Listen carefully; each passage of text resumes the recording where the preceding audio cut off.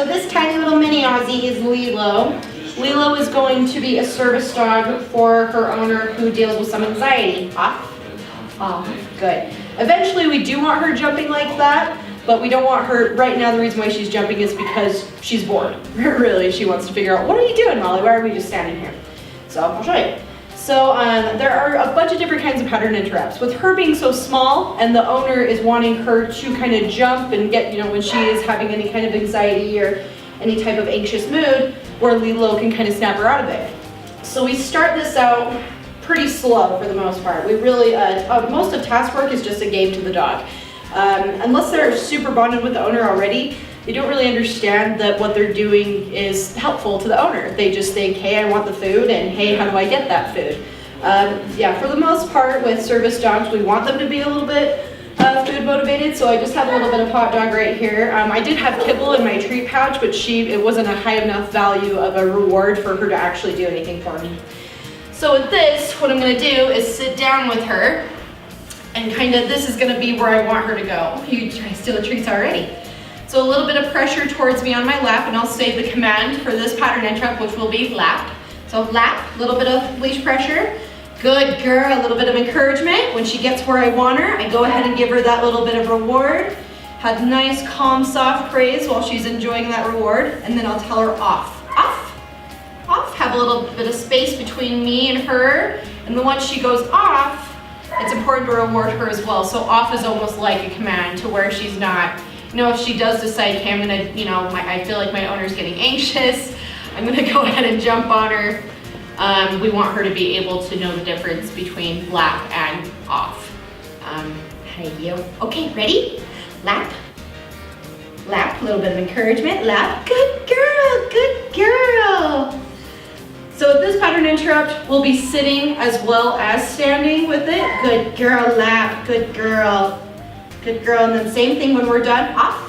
A little bit of pressure back, off, good girl. A little bit of distance when she's there, good girl, off, good. So yeah, with this particular pattern interrupt, and because she's so small, jumping into her lap, into her owner's lap is gonna be the best thing for her.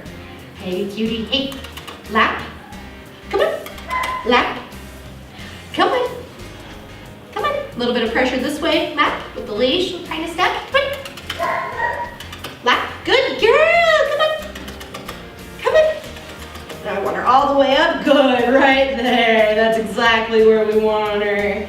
Good girl, good girl. So yeah, for service dogs, any dog can be a service dog as long as they're able to walk on their own. Good, off, off, they can be a service dog. So size doesn't particularly matter, but it does matter with the way that we train them. So with a bigger dog, and we filmed some stuff with bigger dogs that are also doing a pattern interrupt, we'll do the go to or attend command, or have them kind of nudge or paw at the person to do that pattern interrupt for them. So this is kind of a unique one with her being so small.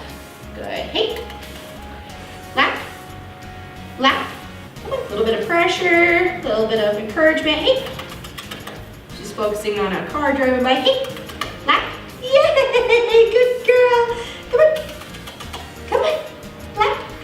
And I don't want to put too much pressure on her because again, task work is a game to the dog. All they know is that, oh, if I, it's like a math problem, and in order to get to X or Y, or I suck at math, I don't even know why I even tried that.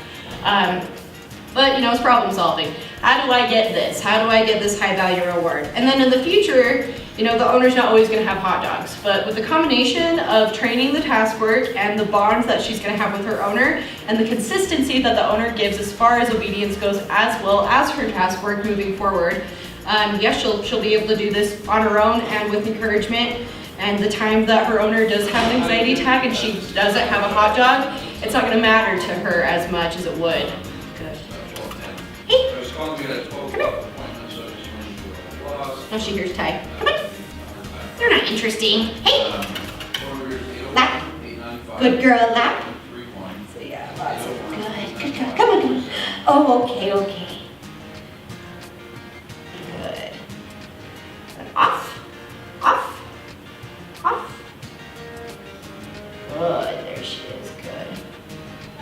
So we'll try it with the stand now. Yes, good girl, good girl. Good. Good, good, good. Good. Hey. And this is our first time doing it standing, so we'll just kind of see how it goes. Hey. Lap. Do you want to? Lap. Come on, do you want to? Lap. Yay! Good girl, good lap. I pull the reward up like this. Good girl. And she jumped off right away, which is okay. At first, I just want her to know lap means to jump up to get something, which is this. Hey. Lap. Where are you going? Come on. Lila, lap.